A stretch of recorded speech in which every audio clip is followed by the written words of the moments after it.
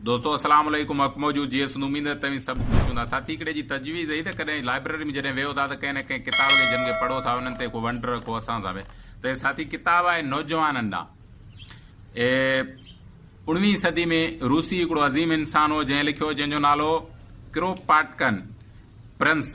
उन ॾाढो शानदार किताब लिखियो आहे। जदीद दौर में हर नौजवान खे हे किताब पढ़ण जी ज़रूरत आहे। नौजवाननि ॾांहुं ॾाढो शाहूकार किताब आहे।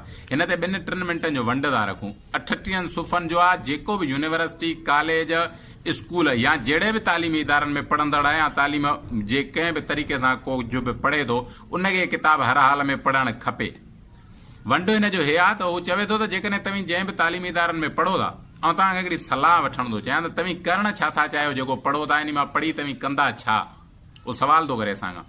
तव्हांजी साॻी सादी सोच हूंदी त पढ़ां थो नौकिरी जे लाइ, मिल्कियत जे लाइ, साइंस सिखंदुसि, समाजियात सिखंदुसि, या जेतिरा बि दुनिया जा इल्म आहिनि इहे सभु वकील थींदुसि, डॉक्टर थींदुसि, ॿिया टिया जेतिरा बि हिन समाज असांजे मौज़ू या जेतिरा बि तरीक़ा मौजूदु आहिनि इल्मु पिराए पोइ उहे कम करण जा। हे चवे थो तव्हां मूंखे गारंटी आहे त इहो ई करणु चाहींदा, पर मां तव्हांखे हिकिड़ो सादो सवाल करणु थो चाहियां। कहिड़ो सवाल थो करे? मिसाल तौरु तव्हीं डॉक्टर थी था वञो। हाणे तव्हीं डॉक्टर थिया, पढ़ी डिग्री करे तव्हीं डॉक्टर थिया, तव्हां वटि हॉस्पिटल ते हिकिड़ो माण्हू अचे थो जंहिंजी चौंपल छिगल कपिड़ा फाटल आहिनि, तव्हांखे अचे चए थो त मुंहिंजी माई बीमार आहे, मूंसां गॾिजी हल घर। तव्हां हुन सां गॾिजी तव्हांजो हिकिड़ी अहिड़ी सोड़ी घिटी आहे जंहिंमां 2 माण्हू किरास नथा करे सघनि, पर पोइ बि तव्हांखे मरीज़ आहे वञिणो थो पवे। उन घिटी में गंद आहे, बदबू आहे। उन खां टपी हिकिड़ो नंढड़ो कमरो आहे जंहिंजे दरवाज़े मां तव्हां झुकी अंदरि टपो था, मथे छत ते चढ़ो था, ॾाकण ते गंद पियो आहे, वञो था त हिकु खट छिगल ते हिकु माई बीमार पई आहे जंहिंजे भरिसां हेठि तॾे ते 2 ॿार मौजूदु वेठा आहिनि जंहिंजा कपिड़ा फाटल आहिनि, बुख वगे अखियूं फाड़े तव्हांखे ॾिसंदा। तव्हां हुन खां पुछंदा त हिनखे छा थियो आहे। उहो तव्हांखे ॿुधाईंदो त मां कंहिं कंपनी या फैक्ट्री में कमु कंदो आहियां, पोइ जॾहिं बि मां बीमार थींदो आहे त मुंहिंजी माई थोरो घणो कमकार करे हिन बचनि जे पेट जो गुज़र सफ़र कंदी आहे। छो जो साल में हिकिड़ो दफ़ो फैक्ट्री वारा मूंखे कंहिं न कंहिं सूरत में जॾहिं बीमार थींदो आहे कढी छॾींदा आहिनि, पर हिन दफ़े हुननि मूंखे कढियो आहे। उन खां पोइ 3 ॾींहंनि खां इहा माई मुंहिंजी बीमार आहे, जेका कंहिं न कंहिं तरीक़े सां मुंहिंजी आवाज़ ॿुधंदड़ लाइ हू चवे थो त कंहिं न कंहिं जे घर में थांव लटा कपिड़ा धोई पंहिंजे बचनि जो माना पेट पालण लाइ कमु कंदी, पर हाणे हीअ बि बीमार आहे।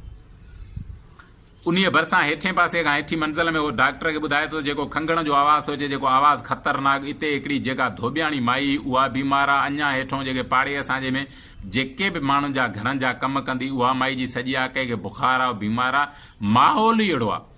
उहो डॉक्टर खे सवाल थो करे त तव्हां हिते जेके पढ़ी डॉक्टर थिया आहियो, हिते तव्हां हिन लाइ छा तजवीज़ कंदो त इन बीमारी जो सबबु या कारण कहिड़ो आहे। हू पाण ई ॿुधाए थो तव्हां इहो तजवीज़ कंदो त हिनखे ज़बरदस्त हवा खपंदी आहे, किलो खीरु हुजे, भली खोराक खाइण लाइ हुजे, जीअं हिन जी सिहत दुरुस्त माई सही थी वेंदी। जॾहिं तव्हां इहो सवाल कंदा, सवाल जॾहिं तव्हां खां हू इहो करे थो, जॾहिं तव्हां इहा तजवीज़ कंदा, इहा ई डॉक्टर खे करणु खपे न। सिहतमंद लाइ खाधो, हवा, रोशनी, खोराक ऐं खीर, 2-3 शयुनि जो जेको इंसान जी ज़िंदगी लाइ खोराक लाइ साम्हूं शयूं मौजूदु आहिनि, उहो चए थो तव्हां हिन लाइ तजवीज़ कंदा, पर जन खे इहो ई कोन्हे को जो दवा वठी सघनि, उहे किथां आणींदा। पोइ तव्हां वक़्त ते हालतुनि ऐं क़िस्मत खे गारियूं ॾेई जॾहिं मोटी वेंदा पंहिंजी हॉस्पिटल, उते तव्हांखे हिकिड़ो ॿियो माण्हू पंहिंजो कंपाउंडर ॿुधाईंदो, वाह हिकिड़ो पटे वाले टाइप जो माण्हू आयो, सो हुनजी का सेठियाणी आहे, हुनखे राति जो निंड नथी अचे, तो अॼु बि आयो आहे। उहो पटे वाले सां गॾु वॾी पिराडो गाॾी आहे, उहो अचे तव्हांखे वठी थो वञे। हिकिड़े बंगुले महल में वञो था। हिकिड़ी माई आहे जंहिं सॼी ज़िंदगी, जंहिंखे ख़बर न आहे त कमु कीअं थींदो आहे, हुन सॼी ज़िंदगी ऐशो अशरत, खोराकूं, खाधा, पार्टियूं कंदे ऐं मुड़ुस सां जहिड़नि झगड़नि में ज़िंदगी गुज़ारे छॾी, हाणे निंड नथी अचे।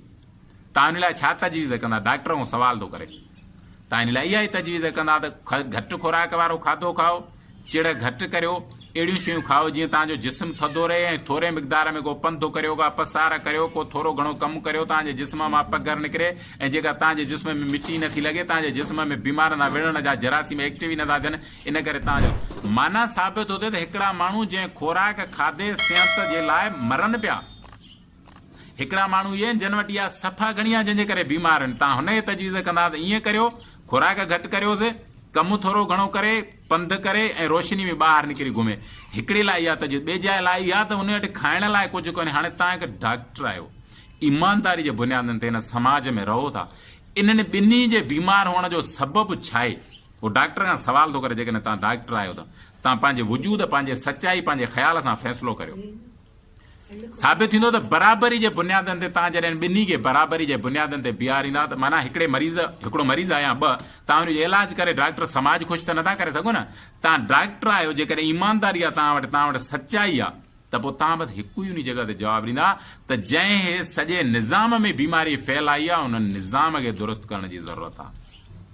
मिसाल तौर ते हिकिड़ो डॉक्टर अञा वकील जो सुरख हूंदा, किताब आहे 38 सिफ़ा में ॾाढो शानदार लिखियलु आहे, वकील लाइ लिखे थो त ॿियो चवे थो त तूं वकील थींदुसि, मां पढ़ंदुसि, छो जो तव्हां शागिर्द पढ़ंदड़नि खां जेको बि सवाल कंदो त तव्हां करणु छा था चाहियो त तव्हां जवाब में चवंदो साइंस टेक्नोलॉजी वकालत डॉक्टरी या जेतिरियूं बि त असां डिग्रियूं आहिनि, उहो वकील चवे थो त तूं वकील थो थी, तूं कोर्ट पहुची थो ऐं तो वटि हिकिड़ो माज़रत आहे तूं कोर्ट पहुचींदो हुते तो वटि हिकिड़ो ग़रीब हारी फाटल कपिड़नि छिगलंदा पुलिस वठी अचे पेश थी करे तोखे ॿुधाए थो त मां हिन दफ़े ज़मीन जी ढल न ॾेई सघियो आहियां, इन करे हुकूमत मूं ते केस दाख़िल करायो आहे ऐं ज़मीनदार फरियादी आहे त तूं जॾहिं ढल ई नथो ॾे छा कंदे, इन करे तुंहिंजे लाइ बहितर इहो आहे त इहा ज़मीन माल ज़मीनदार खे ॾे ऐं तुंहिंजे लाइ, छो जो कानून इंसाफ़ चवे थो न त जेको ढल नथो भरे सघे कानूनी तरह हिकिड़ो माण्हू आहे जेको 5 किलो अटो दुकान तां चोराए थो वञे, कानूनी तरह कानून चवे थो त हिनखे जेल में जो सज़ा ॾियो, हारीअ खे जेल में छॾियो। हिकु ज़मीनदार आहे जंहिंखे हज़ारे जिरेब ज़मीन आहे, जंहिंजी मिल्कियत जंहिंजो पोरियो सभु हारी कंदा त हराम जी पैसनि जी सूरत में हुननि किरोड़नि रुपयनि जा पैसा अचंदा, उहे गॾु करे कंहिं न कंहिं तरीक़े सां ठगी बेगुनाह ख़र्चनि में उॾाए थो छॾे ऐं इन्हनि पैसनि मां हुन वटि एतिरा कोन्हनि जो ढल भरे इन ढल जे करे हुनखे ज़मीन ॾियणी थी पए। हाणे तव्हां वकील आहियो, तव्हां कानून खे फॉलो कंदा त पोइ त तव्हांखे हारी जेल में विझणो पवंदो, पर जेकर ईमानदारी जे बुनियादनि ते हिन निज़ाम में जेके फॉल्ट आहिनि ऐं हिन कूड़ो जेको कानून ठहियलु आहे जेको ग़रीब लाइ हिन सरमाएदार ऐं जागीरदारनि लाइ ठहियलु आहे, उन्हनि जी पासदारी उन्हनि जी मिल्कियत ऐं उन्हनि जी ज़िंदगी बचाइण लाइ तव्हां हिते कहिड़ी तजवीज़ कंदा? इहा ई कंदा त हिकिड़े वटि किरोड़ जिरेब ज़मीन ऐं हज़ारे जिरेब छो, हिकिड़नि वटि अन्न खाइण खां छो न, इन निज़ाम में जेको फॾो आहे तव्हां वटि आख़िरी सवाल ईंदो त इन निज़ाम खे दुरुस्त करण जी ज़रूरत आहे। मिसाल तौर इहे त 2 नंबर ते तव्हां चओ था त आउं साइंस टेक्नोलॉजी जो शागिर्द आहियां, साइंस सिखां थो, 19वीं सदी जो माण्हू आहे, हू चवे थो तव्हां साइंस 1 सदी अवल छा कयो, साइंस सां गॾु हिकिड़ो साइंस औज़ार ठाहे छॾिया, मशीन ठाहे छॾी, उन मशीन सां गॾु हिकिड़ो माण्हू आहे जेको पोरियो थो करे, अटे जी चकी आहे, मशीन आहे, सिलाई जी आहे, को ॿियो आहे, हज़ारनि तरीक़नि सां साइंस मौजूदु आहे न, उन सां गॾु हिकिड़ो माण्हू जेको उन औज़ार वांगुरु सॼो ॾींहुं उन मशीन सां गॾु कमु थो करे, शाम जो हुनखे 500 रुपया हथ था अचनि या 700 या 1000 या 2000 जेका ॾियारी आहे, पर उहा मशीन जेका साइंस आहे जंहिं उन मज़दूरीअ सां गॾु कमु करियो उन 10,000 कमाए वरिता, उहे उन हिकु माण्हू ॾे हलिया विया जेको माण्हू कमु कोन पियो करे। माना साबित थियो त तव्हां जेका साइंस या टेक्नोलॉजी सिखो था इन मां बि त तव्हां पाण जा ज़ाती फ़ाइदा ई खणी सघंदा न, छो जो अॼु ॾींहं ताईं साइंस ऐं टेक्नोलॉजी ज़ाती फ़ाइदा ई खया आहिनि न। आलम इंसान जे इंसान लाइ साइंस ऐं टेक्नोलॉजी छा कयो आहे? कुझु कोन। ट्रैक्टर, गाॾियूं, जहाज़, बिल्डिंगूं, कंप्यूटर, लैपटॉप या जेतिरनि बि शयुनि जा नाला खणो, इन्हनि मां त शख़्सनि ई कमायो आहे न। हिकिड़नि वटि अरबन खरबन रुपयनि जी मिल्कियत गॾु थी आहे, हिकिड़ा माण्हू अरबन ऐं अरबन में जेके माण्हू आहिनि उहे तबाही जे किनारे ते पहुतल आहिनि, छो जो दुनिया में 70 अरब माण्हू था आहिनि, चंद माण्हू हूंदा जिन वटि एतिरी वॾी मिल्कियत हूंदी जिन खे ख़बर ऐं तसवर बि कोन्हे त असां वटि केतिरी मिल्कियत आहे, ऐं ॿिया हज़ारे माण्हू अहिड़ा आहिनि जेके बुख वॻे पंहिंजे बचनि जी बुख उझाइण लाइ परेशान आहिनि ॿिनि वेलनि खां।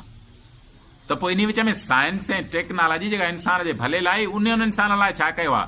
साबित थो थिए त वरी बि साइंस पंहिंजी शख़्सी ऐं हर हिक जे पंहिंजे ज़ाती फ़ाइदे लाइ इस्तेमालु थी आहे। पर वाहिद हिन दुनिया में 2 माण्हू आहिनि, जेको हिकिड़ो मज़दूर ॿियो हारी। उहो चवे थो त जेको मज़दूर हारी जेके न पूरी काइनात जे वायुमंडल खे हलाइनि पिया, उन्हनि वटि न साइंस आहे, न टेक्नोलॉजी आहे, न डॉक्टर आहिनि, न वकील आहिनि, न छा, पर हू पोरियो सॼो ॾींहुं कंदा आहिनि, महिनत सॼो ॾींहुं कंदा आहिनि। हाणे तव्हां डॉक्टर आहियो, वकील आहियो या साइंस जी खोजना में आहियो या जेतिरनि बि तरीक़नि सां कमु करियो था, किताब जो तत्व आहे त तव्हां जेतिरनि बि तरीक़नि सां कमु करियो था, इन एतिरनि तरीक़नि जे कमु करण खां पोइ तव्हीं पंहिंजे ज़हन में ईमानदारी जे बुनियादनि ते, जेकॾहिं मज़हबी अक़ीदनि में फाथल न आहियो, जेकॾहिं कंहिंजे ग़ुलामी में फाथल न आहियो, या कंहिंजो मथे तव्हांजे मथां डपु कोन्हे को, तव्हां सच में हिकु इंसान दोस्त माण्हू आहियो ऐं हज़ारनि इंसाननि खे पाण जहिड़ो इंसान सम्झी तब्दील करणु चाहियो था, त पोइ तव्हां वटि हिकु ई सवाल आख़िर में बचे थो त हिन किताब मूं चवे थो त तव्हीं सोशलिज़म जा हिमायती बणिजो, समाजवादनि सां गॾु बीहो ऐं जेके समाज खे हक़ीक़ी बुनियादनि ते तबिकनि खे छॾे इंसान सम्झी हिन समाज ऐं निज़ाम खे हलाइणु चाहींदा हुननि सां गॾिजो। वक़्त जे सरमाएदारनि, जागीरदारनि ऐं ज़ालिम ऐं साइंस जे नाले ते इंसान खे ग़ुलाम कंदड़ ऐं पंहिंजे शख़्सनि लाइ किरोड़नि ऐं अरबनि में मिल्कियत गॾु कंदड़ निज़ाम खे ड्रायो, हिकु सोशलिस्ट निज़ाम जोड़ियो जंहिंमें बराबरी जे बुनियादनि ते इंसान को बि नंढो वॾो न हुजे। मुंहिंजी सम्झ में हिन किताब जो इहो तत्व आहे, पर ॾाढो सवलो आहे, सादो आहे, हर नौजवान खे पढ़णु खपे। किताब जो नालो आहे नौजवाननि ॾांहुं। हक़ मौजूद GSM।